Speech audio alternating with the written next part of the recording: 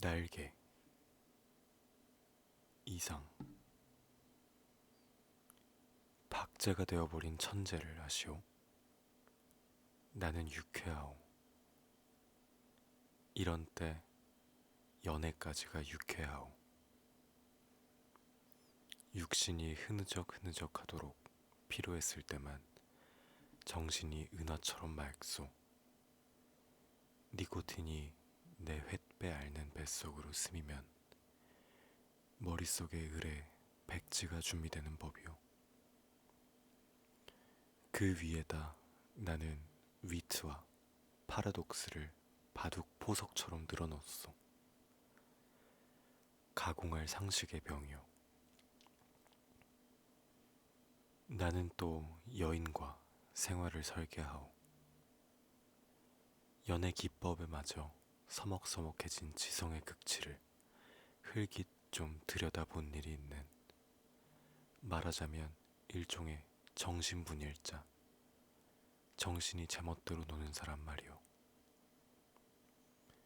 이런 여인의 반, 그것은 온갖 것의 반이오. 만을 명수, 받아들이는, 하는 생활을 설계한다는 말이오. 그런 생활 속에 한 발만 들여놓고 흡사 두 개의 태양처럼 마주 보면서 낄낄거리는 것이오. 나는 아마 어지간히 인생의 재행, 일체의 행위, 이 싱거워서 견딜 수가 없게끔 되고 그만둔 모양이오. 굿바이, 굿바이. 그대는 이따금 그대가 제일 싫어하는 음식을 탐식하는 아이러니를 실천해보는 것도 놓을 것 같소. 위트와 파라독스와 그대 자신을 위조하는 것도 할 만한 일이오. 그대의 작품은 한 번도 본 일이 없는 기성품에 의하여 차라리 경편하고 고매하리다. 19세기는 될 수 있거든 봉쇄하여 버리오. 도스토옙스키 정신이란 자칫하면 낭비인 것 같소. 위고를 불란서의 빵 한 조각이라고 누가 그랬는지 지연인 듯 싶소. 그러나 인생 혹은 그 모형에 있어서 디테일 때문에 속는다거나 해서야 되겠소. 화를 보지 마오. 부디 그대께 고하는 것이니. 테이프가 끊어지면 피가 나오. 상처기도 머지않아 완치될 줄 믿소. 굿바이. 감정은 어떤 포우즈, 그 포우즈가 부동 자세까지 고도화할 때 감정은 딱 공급을 정지합니다. 나는 내 비범한 발육을 회고하여 세상을 보는 안목을 규정하였소. 여왕봉과 미망인, 세상에 하고 많은 여인이 본질적으로 이미 미망인이 아닌 이가 있으릴까? 아니, 여인의 전부가 그 일상에 있어서 개개 미망인이라는 내 논리가 뜻밖에도 여성에 대한 모험이 되오. 굿바이. 그 33번지라는 것이 구조가 흡사 유곽이라는 느낌이 없지 않다. 한 번지에 18가구가 죽 어깨를 맞대고 들어서서 창호가 똑같고 아궁이 모양이 똑같다. 게다가 각 가구에 사는 사람들이 송이송이 꽃과 같이 젊다. 해가 들지 않는다. 해가 든 것을 그들이 모른 채 하는 까닭이다. 턱살 밑에다 철줄을 매고 얼룩진 이부자리를 널어 말린다는 핑계로 미닫이에 해가 드는 것을 막아버린다. 침침한 방 안에서 낮잠을 잔다. 그들은 밤에는 잠을 자지 않나? 알 수 없다. 나는 밤이나 낮이나 잠만 자느라고 그것을 알 길이 없다. 33번지 18가구의 낮은 참 조용하다. 조용한 것은 나뿐이다. 어둑어둑하면 그들은 이부자리를 걷어들인다. 전등불이 켜진 뒤에 18가구는 낮보다 훨씬 화려하다. 저물도록 미닫이 여닫는 소리가 잦다. 바빠진다. 여러 가지 냄새가 나기 시작한다. 비웃 굽는 내, 탕고도 오락내, 뜨물내, 비눈내. 그러나 이런 것들보다도 그들의 문패가 제일로 고개를 끄덕이게 하는 것이다. 28가구를 대표하는 대문이라는 것이 일각이 져서 외따로 떨어지긴 했으나 있다. 그러나 그것은 한 번도 다친 일이 없는 한길이나 마찬가지 대문인 것이다. 온갖 장사치들은 하루 가운데 어느 시간에라도 이 대문을 통하여 드나들 수 있는 것이다. 이네들은 문간에서 두부를 사는 것이 아니라 미닫이를 열고 방에서 두부를 사는 것이다. 이렇게 생긴 33번지 대문에 그들 18가구의 문패를 몰아다 붙이는 것은 의미가 없다. 그들은 어느 사이엔가 각 미닫이 윗 백인당이 니길 상당이니 써붙인 한 곁에다 문패를 붙이는 풍속을 가져버렸다. 내 방 미닫이 위 한 곁에 칼표 딱지를 내세다 낸 것만한 아니 내 아내의 명함이 붙어 있는 것도 이 풍속을 좇은 것이 아닐 수 없다. 나는 그러나 그들의 아무와도 놀지 않는다. 놀지 않을 뿐만 아니라 인사도 않는다. 나는 내 아내와 인사하는 것 외에 누구와도 인사하고 싶지 않았다. 내 아내 외에 다른 사람과 인사를 하거나 놀거나 하는 것은 내 아내 낯을 보아 좋은 일이 아닌 것 같이 생각이 되었기 때문이다. 나는 이만큼까지 내 아내를 소중히 생각한 것이다. 내가 이렇게까지 내 아내를 소중히 생각한 까닭은 이 33번지 18가구 속에서 내 아내가 내 아내의 명함처럼 제일 작고 제일 아름다운 것을 안 까닭이다. 18가구의 각기 빌어들은 송이송이 꽃들 한가운데에서도 내 아내가 특히 아름다운 한 떨기의 꽃으로 이 함석지붕 밑 볕 안 드는 지역에서 어디까지든지 찬란하였다. 따라서 그런 한 딸기 꽃을 지키고, 아니 그 꽃에 매어 달려 사는 나라는 존재가 도무지 형언할 수 없는 거북살스러운 존재가 아닐 수 없었던 것은 물론이다. 나는 어디까지든지 내 방이 집이 아니다. 집은 없다. 마음에 들었다. 방 안의 기호는 내 체온을 위하여 쾌적하였고 방 안의 침침한 정도가 또한 내 알력을 위하여 쾌적하였다. 나는 내 방 이상의 서늘한 방도 또 따뜻한 방도 희망하지 않았다. 이 이상으로 밝거나 이 이상으로 아늑한 방은 원하지 않았다.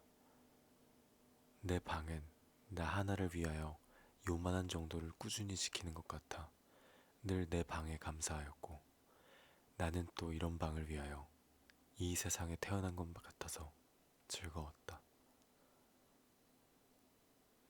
그러나 이것은 행복이라거나 불행이라든가 하는 것을 계산하는 것은 아니었다.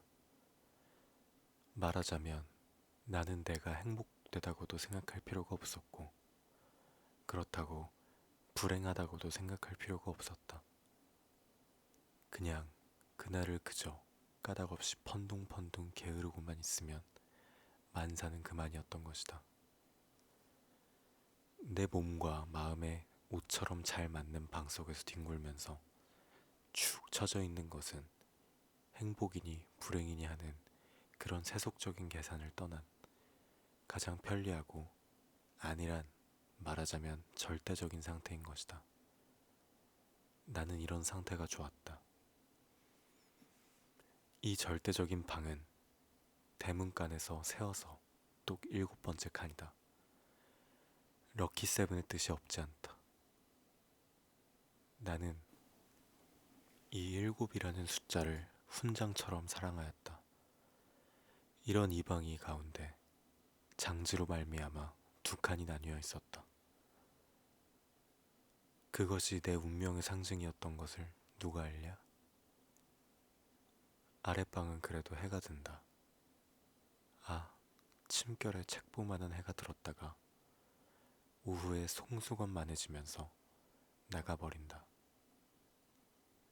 해가 영영 들지 않는 윗방이, 즉 내 방인 것은 말할 것도 없다. 이렇게 볕 드는 방이 아내 방이요, 볕 안 드는 방이 내 방이요 하고 아내와 나 둘 중에 누가 정했는지 나는 기억하지 못한다. 그러나 나에게는 불평이 없다. 아내가 외출만 하면 나는 얼른 아랫방으로 와서 그 동쪽으로 난 들창을 열어놓고, 열어놓으면 들이비치는 햇살이 아내의 화장대를 비춰 가지각색 병들이 아롱이지면서 찬란하게 빛나고, 이렇게 빛나는 것을 보는 것은 다시 없는 내 오락이다. 나는 조그만 돋보기를 꺼내가지고 아내만이 사용하는 지리가미를 꺼내가지고 그을려가면서 불장난을 하고 논다. 평행광선을 굴절시켜서 한 초점에 모아가지고 그 초점이 따끈따끈해지다가 마지막에는 종이를 그을리기 시작하고 가느다란 연기를 내면서 드디어 구멍을 뚫어놓는 데까지 이르는, 그 얼마 안 되는 동안 초조한 맛이 죽고 싶을 만큼 내게는 재미있었다. 이 장난이 실증이 나면 나는 또 아내의 손잡이 거울을 가지고 여러 가지로 논다. 거울이란 제 얼굴을 비칠 때만 실용품이다. 그 외의 경우에는 도무지 장난감인 것이다. 이 장난도 곧 실증이 난다. 나의 유희심은 육체적인 데서 정신적인 데로 비약한다. 나는 거울을 내던지고 아내의 화장대 앞으로 가까이 가서 나란히 늘어놓인 그 가지각색의 화장품 병들을 들여다본다. 그것들은 세상의 무엇보다도 매력적이다. 나는 그 중에 하나만을 골라서 가만히 마개를 빼고 병구멍을 내 코에 가져다 대고 숨 죽이듯이 가벼운 호흡을 하여 본다. 이국적인 센슈얼한 향기가 폐로 스며들면 나는 저절로 스르르 감기는 내 눈을 느낀다. 확실히 아내의 채취의 파편이다. 나는 도로 병마개를 막고 생각해 본다. 아내의 어느 부분에서 요 냄새가 났던가를. 그러나 그것은 분명하지 않다. 왜? 아내의 채취는 여기 늘어섰는 가지각색의 향기의 합계일 것이니까. 아내의 방은 늘 화려하였다. 내 방이 벽에 못 한 개 꽂히지 않은 것은 소박한 것인 반대로 아내 방에는 천장 밑으로 쫙 돌려 못이 박히고 못마다 화려한 아내의 치마와 저고리가 걸렸다. 여러 가지 무늬가 보기 좋다. 나는 그 여러 조각의 치마에서 늘 아내의 동체와 그 동체가 될 수 있는 여러 가지 포우즈를 연상하고 연상하면서 내 마음은 늘 점잖지 못하다. 그렇건만 나에게는 옷이 없었다. 아내는 내게 옷을 주지 않았다. 입고 있는 골덴 양복 한 벌이 내 자리 옷이었고 통상복과 나들이 옷을 겸한 것이었다. 그리고 하이네게 스웨터가 한 조각 사철을 통한 내 내이다. 그것들은 하나같이 다 빛이 검다. 그것은 내 짐작 같아서는, 즉 빨래를 될 수 있는 데까지 하지 않아도 보기 싫게 하지 않기 위한 것이 아닌가 한다. 나는 허리와 두 가랑이 세 군데 다 고무밴드가 끼어있는 부드러운 사루마다를 입고 그리고 아무 소리 없이 잘 놀았다. 어느덧 손수건만해졌던 볕이 나갔는데 아내는 외출해서 돌아오지 않는다. 난 요만 일에도 좀 피곤하였고 또 아내가 돌아오기 전에 내 방으로 가 있어야 될 것을 생각하고 그만 내 방으로 건너간다. 내 방은 침침하다. 나는 이불을 뒤집어 쓰고 낮잠을 잔다. 한 번도 거둔 일이 없는 내 이부자리는 내 몸뚱이의 일부분처럼 내게는 참 반갑다. 잠은 잘 오는 적도 있다. 그러나 또 전신이 까칫까칫하면서 영 잠이 오지 않는 적도 있다.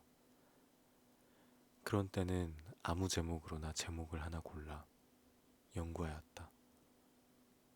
나는 내 좀 축축한 이불 속에서 여러 가지 발명도 하였고 논문도 많이 썼다.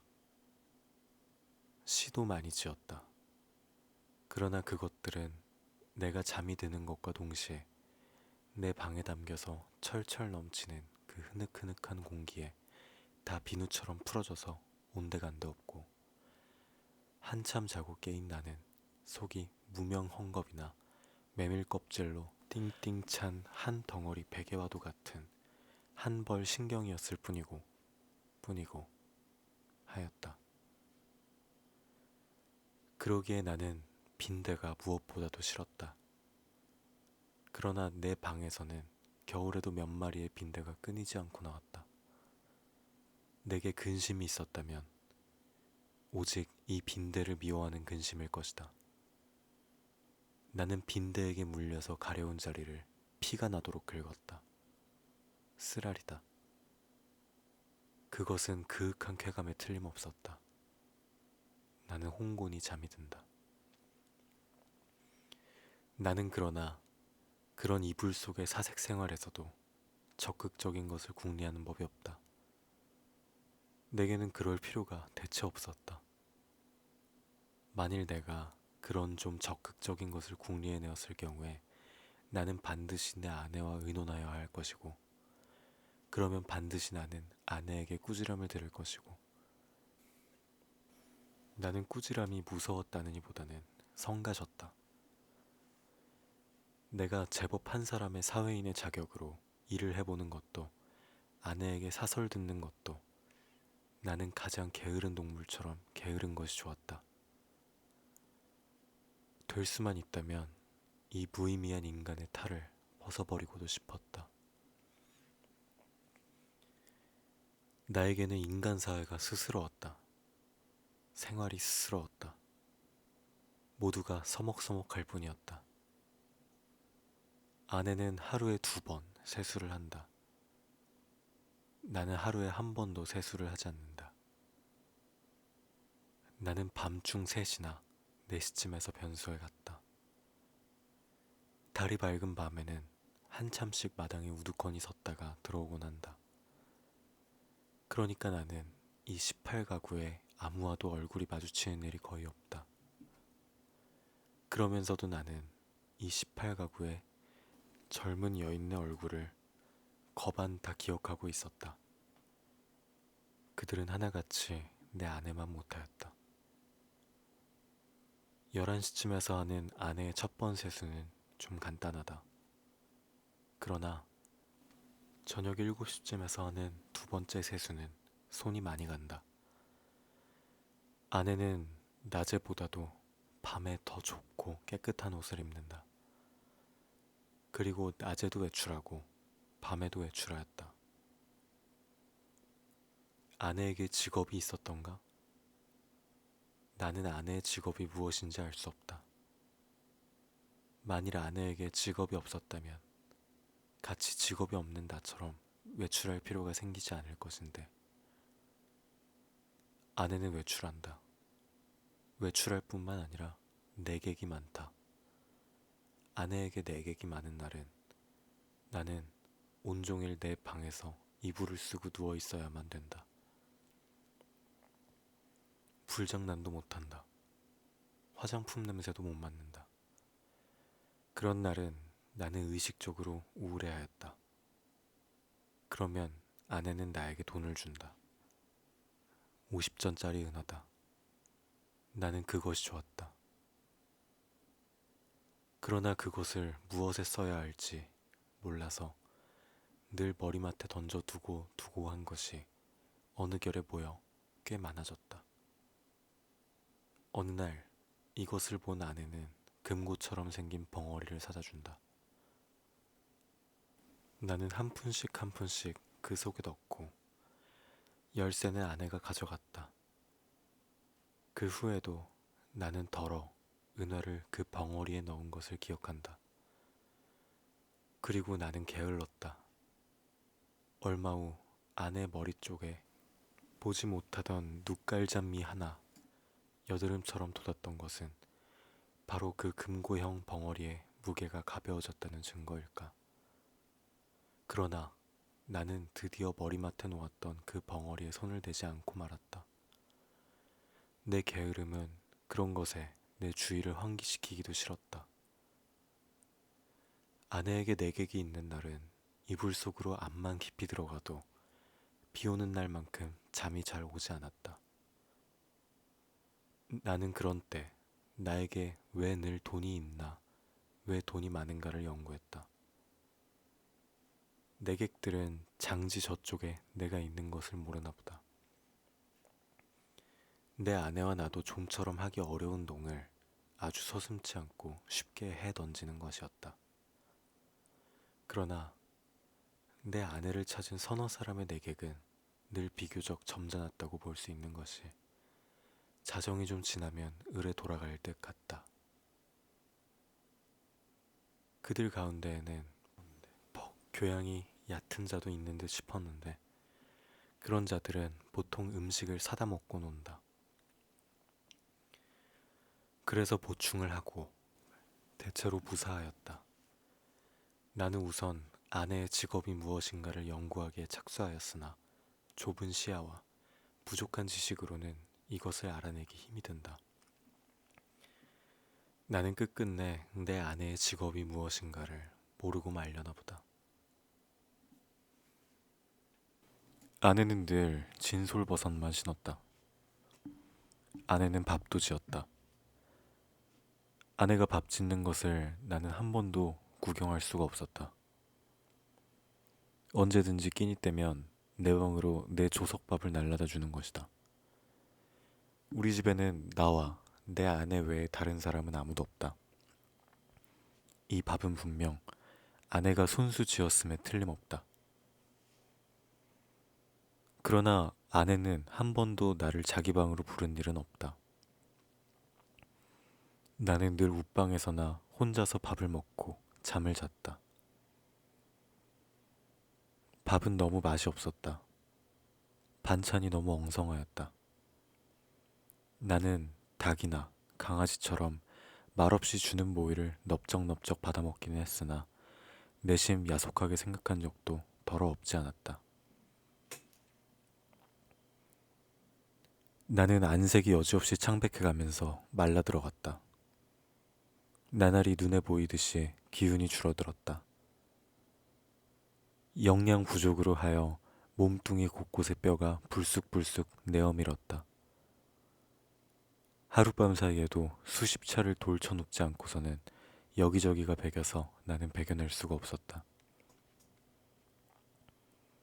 그렇기 때문에 나는 내 이불 속에서 아내가 늘 흔히 쓸 수 있는 저 돈의 출처를 탐색해내는 일, 변 장지 틈으로 새어나오는 아랫방의 음성은 무엇일까를 간단히 연구하였다. 나는 잠이 잘 안 왔다. 깨달았다. 아내가 쓰는 그 돈은 내게는 다만 실없는 사람들로밖에 보이지 않는 까닭 모를 내객들이 놓고 가는 것이 틀림없으리라는 것을 깨달았다. 그러나 왜 그들 내객은 돈을 놓고 가나? 왜 내 아내는 그 돈을 받아야 되나? 하는 얘의 관념이 내게는 도무지 알 수 없는 것이었다. 그것은 그저 예의에 지나지 않는 것일까? 그렇지 않으면 혹은 무슨 대가일까? 보수일까? 내 아내가 그들의 눈에는 동정을 받아야만 할 가엾은 인물로 보였던가? 이런 것들을 생각하노라면 을의 내 머리는 그냥 혼란하여 버리고 하였다. 잠들기 전에 획득했다는 결론이 오직 불쾌하다는 것뿐이었으면서도 나는 그런 것을 아내에게 물어보거나 한 일이 참 한 번도 없다. 그것은 대체 귀찮기도 하려니와 한잠 자고 일어나는 나는 사뭇 딴 사람처럼 이것도 저것도 다 깨끗이 잊어버리고 그만두는 까닭이다. 내객들이 돌아가고 혹 외출해서 돌아오고 하면 아내는 간편한 것으로 옷을 바꿔 입고 내 방으로 나를 찾아온다. 그리고 이불을 들치고 내 귀에는 영 생동생동한 몇 마디 말로 나를 위로하려 든다. 나는 조소도 고소도 홍소도 아닌 웃음을 얼굴에 띠고 아내의 아름다운 얼굴을 쳐다본다. 아내는 방글에 웃는다. 그러나 그 얼굴에 떠도는 일말의 애수를 나는 놓치지 않는다. 아내는 능히 내가 배고파하는 것을 눈치챌 것이다. 그러나 아랫방에서 먹고 남은 음식을 나에게는 줄여들진 않는다. 그것은 어디까지든지 나를 존경하는 마음일 것임에 틀림없다. 나는 배가 고프면서도 저기 마음이 든든한 것을 좋아하였다.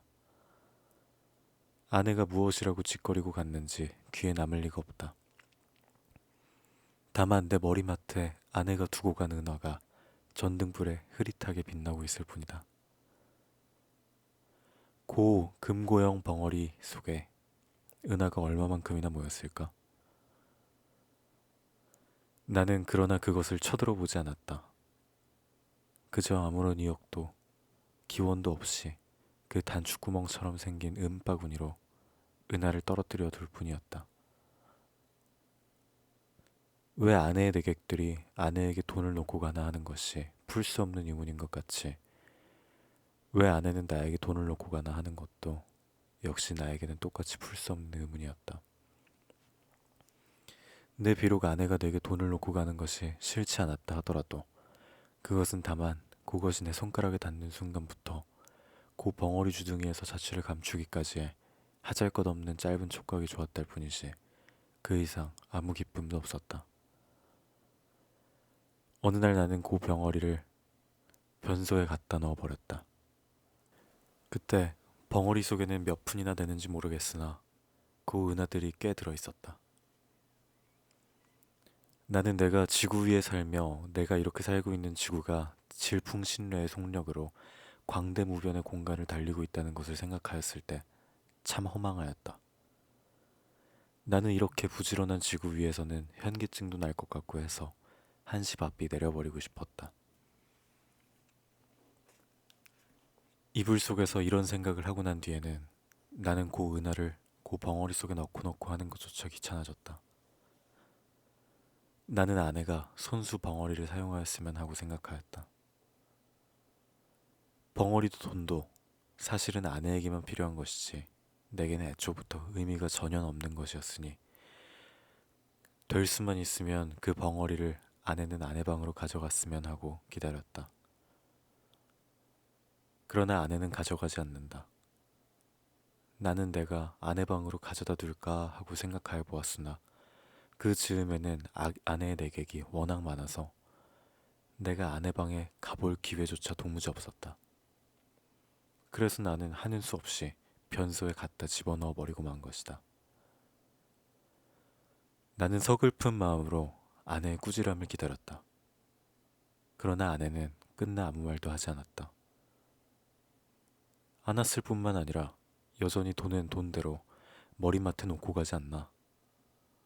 내 머리맡에는 어느덧 은어가 꽤 많이 모였다. 내게게 아내에게 돈을 놓고 가는 것이나 아내가 내게 돈을 놓고 가는 것이나 일종의 쾌감, 그 외에 다른 아무런 이유도 없는 것이 아닐까 하는 것을 나는 또 이불 속에서 연구하기 시작하였다. 쾌감이라면 어떤 종류의 쾌감일까를 계속하여 연구하였다. 그러나 그것은 이불 속의 연구로는 알 길이 없었다. 쾌감, 쾌감. 하고 나는 뜻밖에도 이 문제에 대해서만 흥미를 느꼈다. 아내는 물론 나를 감금하여 두다시피 하여왔다. 내게 불평이 있을 리가 없다. 그런 중에도 나는 그 쾌감이라는 것에 유무를 체험하고 싶었다. 나는 아내의 밤의 틈을 타서 밖으로 나왔다. 나는 거리에서 잊어버리지 않고 가지고 나온 은하를 지폐로 바꾼다. 5원이나 된다. 그것을 주머니에 넣고 나는 목적지를 잃어버리기 위하여 얼마든지 거리를 쏘다녔다. 오래간만에 보는 거리는 나의 경의에 가까울 만큼 내 신경을 흥분시키지 않고는 마지 않았다. 나는 금시에 피곤하여 버렸다. 그러나 나는 참았다. 그리고 밤이 이슥하도록 까닭을 잃어버린 채 이 거리 저 거리로 지향 없이 헤매었다. 돈은 물론 한 푼도 쓰지 않았다. 돈을 쓸 아무 엄두도 나서지 않았다. 나는 벌써 돈을 쓰는 기능을 완전히 상실한 것 같았다. 나는 과연 피로를 이 이상 견디기가 어려웠다. 나는 가까스로 내 집을 찾았다. 나는 내 방을 가려면 아내 방을 통과하지 않으면 안 될 것을 알고 아내에게 내객이 있나 없나를 걱정하면서 미닫이 앞에서 좀 거북살스럽게 기침을 한번 했더니 이것은 참 또 너무도 암상스럽게 미닫이가 열리면서 아내의 얼굴과 그 등 뒤에 낯설은 남자 얼굴이 이쪽을 내다보는 것이다. 나는 벼랑간 내어 쏟아지는 불빛에 눈이 부셔서 좀 머뭇머뭇했다. 나는 아내의 눈초리를 못 본 것은 아니다. 그러나 나는 모른 채 할 수밖에 없었다. 왜? 나는 어쨌든 아내의 방을 통과하지 아니하면 안 되니까. 나는 이불을 뒤집어 썼다. 무엇보다도 다리가 아파서 견딜 수가 없었다. 이불 속에서는 가슴이 울렁거리면서 앞만 해도 까무러칠 것만 같았다. 걸을 때는 몰랐더니 숨이 차다. 등에 식은땀이 쭉 내배인다. 나는 외출한 것을 후회하였다.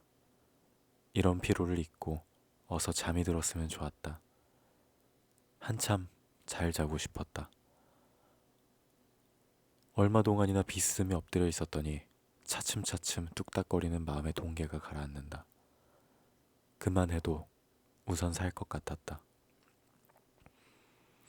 나는 몸을 들쳐 반드시 천장을 향하여 눕고 쭉 다리를 뻗었다. 그러나 나는 또 다시 가슴의 동계를 피할 수 없게 되었다. 아랫방에서 나와 그 남자의 내 귀에도 들리지 않을 만큼 낮은 목소리로 소곤거리는 기척이 장지 틈으로 전하여 왔던 것이다. 청각을 예민하게 하기 위하여 나는 눈을 떴다. 그리고 숨을 죽였다. 그러나 그때는 벌써 아내와 남자는 앉았던 자리를 툭툭 털고 일어섰고 일어서면서 옷과 모자 쓰는 기척이 나는 듯 하더니 이어 미닫이가 열리고 구두 뒤축 소리가 나고 그리고 뜰에 내려서는 소리가 쿵 하고 나면서 뒤를 따르는 아내의 고무신 소리가 두어 발 찍찍 나고 사뿐사뿐 나나하는 사이에 두 사람의 발소리가 대문 쪽으로 사라졌다.